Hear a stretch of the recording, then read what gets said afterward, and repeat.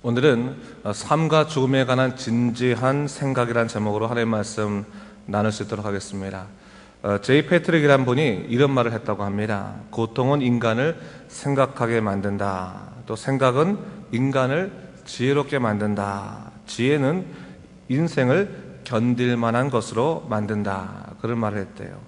고난이 어떻게 보면 가져다주는 가치를 얘기할 수도 있습니다. 고통 속에서 자신을 돌아보고 삶을 진지하게 고민하게 되면 생각하게 되는 거죠. 그 생각이 인간을 지혜롭게 하고 그 지혜로 말미암아 힘든 인생도 견딜 수 있도록 만들어준다라는 의미입니다.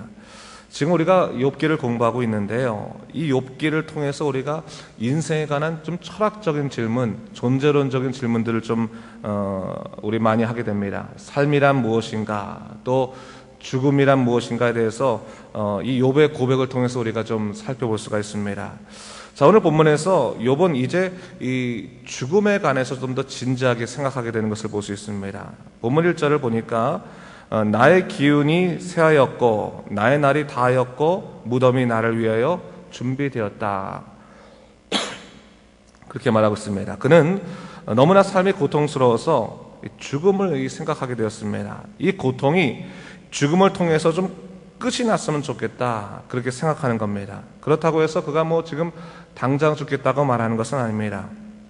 단지 고통이 너무나 커서 죽음까지도 생각할 정도가 되었다라고 하는 것을 얘기하고 있는 것이죠. 자, 오늘날 고난에 처해 있는 사람들의 심정도 다 그럴 것 같아요. 모든 것이 형통할 때는 죽음이란 말 자체가 자신의 상황과 상관없는 먼 얘기처럼 느껴집니다. 정말 먼 얘기예요. 근데 막상 큰 고통이 우리 자신의 모든 것들을 다 흔들게 되면요, 죽음이 먼 얘기 같지가 않아요. 굉장히 우리의 삶에 가까워 있는 것, 다가서 있는 것을 보게 됩니다. 자, 그런데요, 우리가 이 죽음에 관해서 우리가 생각하게 될 때 단지 그것을 거부하고 싫어하고 하기보다도 이 죽음에 관한 진지한 생각을 하게 되면 삶에 대한 생각도 달라진다는 사실입니다. 사실 욥은 모든 고통이 끝난 후에, 이 욥기가 끝난 후에도 140년을 더 살았습니다. 그러게 당장 죽음이 닥쳐온 사람이 아닙니다. 그러나 그는 감당할 수 없는 이 고난 속에서 이 삶과 죽음에 관해서 아주 진지하게 생각하게 되면서 인생 자체에 대한 깨달음이 깊어진 사람이었다는 것은 분명합니다. 우선적으로 욥이 죽음에 관해 생각하면서 인생에 대한 하나의 깨달음을 찾은 것을 볼 수 있습니다. 그것이 2절 말씀인데, 우리 2절 말씀 함께 같이 읽어볼까요? 2절 말씀 시작. 나를 조롱하는 자들이 나와 함께 있으므로 내 눈이 그들의 충동함을 항상 보는구나 했어요. 그가 고난에 처해보고 나니까 이 인간 관계의 실체를 보게 됐다는 겁니다. 내가 좀 형통하게 살아갈 때, 내가 문제가 없을 때는 사람들이 나를 높이고 좋아했는데, 막상 내가 고난에 처하고 모든 것을 잃어버리고 고통 속에서 내가 있다 보니까 사람들이 어떻게 변했다는 거예요? 조롱하는 자로 변해 있더라. 그것을 얘기하고 있는 거예요. 욥이 그것을 똑똑히 보았다는 것입니다. 5절 6절도 이렇게 말하고 있죠. 제가 5절 6절 말씀을 세 번역으로 다시 한번 읽어보겠는데 보세요. 옛 격언에 이르기를 돈에 눈이 멀어 친구를 버리며 자식이 눈을 먼다 하였다. 사람들이 이 격언을 가지고 나를 공격하는구나. 사람들이 내 얼굴에 침을 뱉는구나. 욥은 자기 뒤바뀐 상황에 대해서 사람들이 수군거리고 조롱하는 것을 보면서 과연 인간관계라는 것이 무엇인가라고 하는 심각한 고민에 빠져들게 됐습니다. 아마도 그가 이렇게 생각하게 된 것은 충분히 자신을 위로해야 될 관계에 놓여있던 이 세 친구가 어느 순간에 자기를 공격하는 것을 보면서 이 인간관계야말로 참 덧없는 거구나, 그렇게 생각하게 되는 것이죠. 그러면서도 좀 더 죽음을 생각하게 되고, 어떻게 보면 좀 친구들 향해서도 이 저주와 같은 쓴말을 좀 하게 되는 것을 좀 우리 본문에서 볼 수 있습니다. 자, 우리 욥의 고통스러운 상황을 우리가 충분히 알 수 있는데, 그럼에도 불구하고 욥을 통해서 깨닫는 인생의 교훈이 있습니다. 뭡니까? 세상에서 영원히 변치 않는 것은 없다는 거예요. 이 세상에서는 영원히 변치 않는 것은 없다. 다 사라질 것이다. 그렇기 때문에 이 세상 속에서 진리와 소망을 찾으려 하지 말라라는 것을 얘기하는 거죠. 어떻게 보면 이 염세주의적인 그런 얘기가 될 수도 있겠지만 꼭 그렇다고 볼 수는 없습니다. 아무리 친한 친구라고 할지라도 여러분, 서로에게 유익이 될 때만 친구일 때가 많습니다. 서로 고통을 주게 되면 친구도 사실 원수로 변하는 겁니다. 사실 많은 사람들이요, 살아가면서 가장 큰 고통의 감정이 배신감이라고 하는 배신감. 그래서 믿었던 사람에게 배반을 당하거나 가족에게 배반을 당하거나 그러면 그 고통의 상황보다 사람에 대한 실망감이 더 큰 고통에 빠져들게 되는 것입니다. 근데 여러분, 우리가 항상 좀 이해할 것이 있어요. 인간이란 절대적인 존재가 아니라는 거예요. 언제든지 변할 수 있는 존재다. 그래서 제가 1절에도 말씀드렸지만 사람은 믿을 만한 존재가 아니라 뭐라고요? 사랑해야 될 존재다라는 말씀을 제가 일전에 말씀드린 적이 있는데, 사람의 관계 속에서 영원한 것을 찾으려고 해서는 안 됩니다. 사람은 워낙 약한 것이고 태생적으로 자기중심적이기 때문에 사실 어떠한 위기와 고통 가운데서 자기 자신을 먼저 생각하지 않을 수 없는 겁니다. 그렇기 때문에 사실 사람에게서부터 영원한 것을 찾으려고 하지 말고 뭡니까? 오직 영원하고 또 신뢰할 분은 누구밖에 없다는 거예요? 하나님밖에 없음을 우리가 분명히 알아야 됩니다. 여러분, 그런 의미에서 여러분, 믿는 사람들끼리 교제도 사실 우리에게 참 위로가 주는 게 뭡니까? 각자가 영원한 것을 어디 찾는 거예요? 서로의 마음을 찾는 것이 아니라 하나님에서부터 찾기 때문에 서로 위로가 될 수 있는 거예요. 자, 오늘 욥은 고통 속에서 자기의 결백을 주장하고 있지만 그것을 인정하지 않는 사람들로 인해서 큰 실망에 빠져 있는 것을 볼 수 있습니다. 11절도 보니까 나의 날이 지나갔고 내 계획, 내 마음의 소원이 다 끊어졌다 하면서 인생의 덧없음을 이야기하고 있습니다. 그러나 그가 거기에서 끝나지 않는 것은 이 세상에서 소망을 찾으려 하지 않고 하나님에게서부터 소망을 찾으려고 하는 방향으로 그 마음이 점점 더 뒤바뀌고 있다는 거예요. 욥기를 보면 알 수 있습니다. 우리 욥기가 계속될수록요, 욥이 친구들과 논쟁을 하면서 분명히 마음속에서 가닥을 잡는 게 있어요. 뭡니까? 사람보다 누구예요? 하나님이시다. 그 가닥을 잡는 거예요. 사람에서부터 영원하고 견고한 것 찾으려고 하지 않고 하나님에게서부터 영원하고 견고한 것을 찾겠다라고 그 마음이 자꾸 바뀌어가면서 인생의 가닥이 달라지고 있는 거예요. 자, 우리가 세상을 쫓아가다가 하나님을 놓치느니 오직 나는 하나님을 붙잡겠다라고 하는 소망을 우리가 좀 가질 필요가 있습니다. 때때로 여러분, 삶의 고난 가운데서 죽음이 참 가깝게 느껴질 때가 있지 않겠습니까? 여러분, 우리가 살아가면서 야, 이렇게 살아서 뭐하냐, 혹은 너무 힘들면 야, 이러다 죽겠다, 그런 마음이 들 때가 있잖아요. 지쳐서 야, 이건 내가 죽겠다라고 안 해도 참 죽겠구나라는 생각이 들 때도 있고 좀 힘들 때도 있는데, 여러분, 그 고난 가운데서 슬퍼하지 마십시오. 오히려 인생을 진지하게 생각할 수 있는 기회를 갖는 것입니다. 하나의 또 영적인 기회로 삼는 것이 마땅한 것입니다. 고난을 묵상하기보다는 뭡니까? 고난 가운데 함께 하시는 하나님의 은혜를 묵상해야 되는 것이 마땅한 것이고, 세상을 묵상하기보다는 하나님을 묵상하십시오. 어저께도 우리가 찬양을 불렀지만 우리가 어려울 때 받은 복을 세워보라, 그런 얘기 어제 우리 찬양 우리 부르지 않았습니까? 찬송 부르지 않았습니까?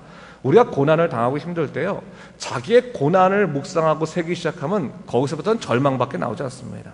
이 세상의 고난, 잃어버린 것들 아무리 계속 오십시오, 그것이 돌아오나 절대로 돌아오지 않습니다. 여러분, 그 잃어버리고 고통스러운 가운데도 불구하고 나를 끌어안으시고 나를 도우시는 그 하나님의 은혜와 사랑을 묵상하기 시작하면 거기서부터 뭐가 시작되는 거예요? 용기가 시작되는 거예요. 삶이 달라지는 것입니다. 그래서 고난 가운데서도 우리가 하나님을 바라볼 수 있을 때 우리가 일어설 수 있는 것이지, 고난 가운데 그 고통을 주는 원인을 묵상하게 되면 마음의 분노와 격한 방향밖에 나오지 않는 거예요. 사실 오늘 욥도 마찬가지입니다. 아직까지 우리 17장까지는 욥이 어떤 상태에 놓여 있냐면, 욥이 고통 가운데서 자기에게 고통을 주는 그 원인에 묵상하고 있는 상황이에요. 원인에. 그러니까 뭡니까?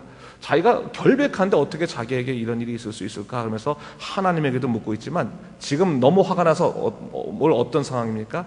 자기에게 자꾸 너 죄인이라고 주장하고 자꾸 공격하는 그 친구들에 대해서 독한 말을 이제 쏟아붓는 있는 것을 볼 수 있는 거예요. 그러면서 야, 너희들이 친구냐 하면서. 근데 여러분, 그래봤자 욥의 마음에 평강이 일어나는 것은 아니지 않겠습니까? 오늘 우리는 마찬가지입니다.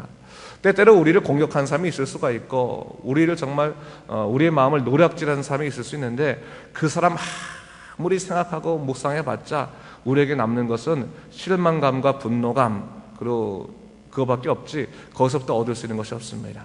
사람에게서부터 여러분 영원한 것을 찾으려 하지 마시고, 오히려 그럴 때일수록 주님, 저는 하나님밖에 없습니다. 하나님 안에서 평강 찾게 하시고 내 이 세상에서 얻을 수 있는 것 없다 할지라도 하나님 안에서 이 세상이 참 좋았다라는 것을 고백할 수 있도록 주여 우리 심령을 인도하여 주시옵소서. 이 기도하기 시작하면 달라질 수 있다는 겁니다. 자, 이 욥기를 읽으면서요, 그 엘리야를 한번 생각해봤어요. 엘리야가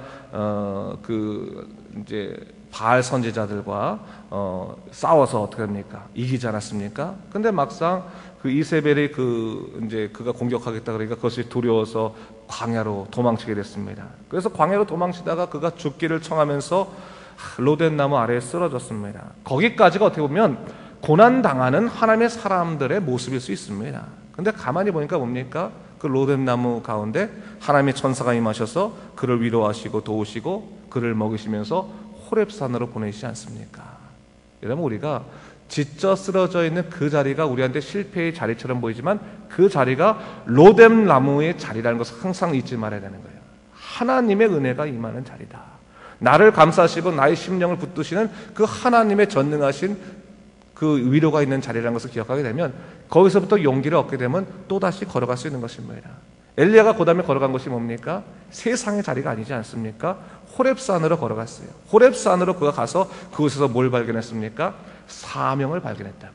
근데 그 사명도 어디에서 발견했습니까? 뭐 가니까 크고 강한 바람 가운데 하나님의 사명이 임했습니까? 큰 지진 가운데 임했습니까? 큰 불 가운데 임했습니까? 그거 다 지나간 다음에 어떻게 해요? 아주 세미한 소리 가운데 하나님의 음성을 들은 것을 볼 수 있어요. 여러분, 이 성경 말씀을요 잘 묵상하면 우리 삶과 딱 정확하게 맞아 딱 떨어집니다. 여러분, 이 놓치지 마. 이 큐티 묵상이라는 게 참 중요한 것이 정말 우리 삶과 딱 맞아 떨어져요. 여러분, 어려울수록요 큰 증거 가운데서 하나님의 뜻을 찾으려고 하지 마세요. 하나님, 저희 지금 사업이 어려워졌으니까 대박을 쳐서 하나님께서 나로 하여금 하나님의 놀라운 역사를 내가 알 수 있도록 주님 증거를 보여주십시오. 그런 식으로 하면 실망될 때도 참 많이 있습니다. 마음이 어렵고 힘들수록 정말로 스쳐 지나가는 작은 것에서부터 하나님의 놀라운 은혜와 위로가 임하는 것입니다. 제가 어떤 분은 이런 거 봤어요. 사업이 완전히 망해가지고 바닥에 확 다 무너져가지고 막 그 집안에 뭐라 그러나 이 한국에 가보면 빨간 딱지 붙이는 사람들 있잖아요, 그렇죠? 딱 붙였어요. 다 붙여가지고 막 애들 장난감에도 막 다 붙여 있는 거예요. 그러니까 마음이 어이없지. 그냥 마룻바닥에 주저앉아가지고 난 이제 끝났다. 난 이제 끝났다. 이제 나 어떻게 하면 살고. 그러고 있는데 자기 막내 아들 5살짜리 막내 아들이 그 빨간 딱지 붙은 자전거를 타고 막 그 마루를 다니면서 아빠 오늘은 마당에서 안 타고 마루에서도 타도 돼. 그러면서 이렇게 그 거실에서 이 자전거를 타고 있더라는 거예요. 아이는 기쁜 거야. 항상 그 자전거를 안에다 보관하긴 하지만 아파트 안에서 보관할 때는 맨날 엄마한테 혼나고 아빠한테 혼났는데 그날만은 그냥 마룻바닥에서 거실에서 마음대로 자전거 탈 수 있으니까 애가 막 해맑고 웃으면서 막 좋아하는 것을 보면서 그 사람이 그런 생각을 했다는 거예요. 야, 내가 우리 막내 아들처럼 상황을 보지 않고 자기의 그 갖고 있는 기쁨들을 누릴 수 있으면 얼마나 좋을까, 그런 생각을 갖겠다 그래요. 그러면서 그분이 나중에 믿음을 되찾게 되었을 때 그런 얘기를 저한테 해준 적이 있어요. 그때 그걸 바라보면서 우리가 살아가면서 너무나 많은 상황적인 것에 눈을 뺏겨서 막상 행복해야 될 것도 찾지 못했다고.